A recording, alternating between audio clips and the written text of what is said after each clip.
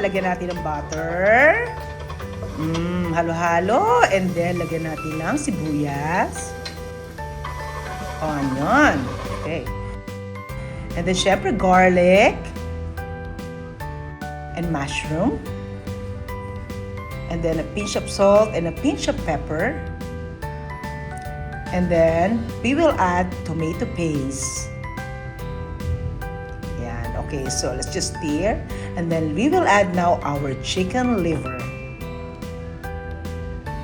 Okay. So, yan na. Sarap-sarap na ng amoy. O, diba?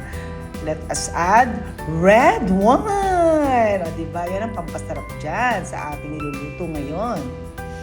Naaamoy ko na. Ang sarap. And then, syempre, lagyan natin ng herbs, oregano, and rosemary.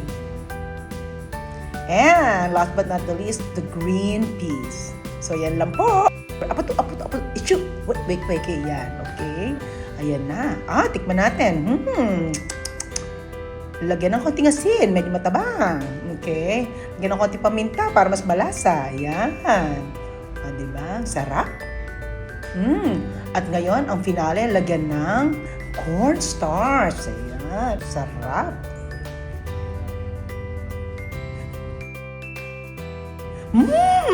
Sarap-sarap.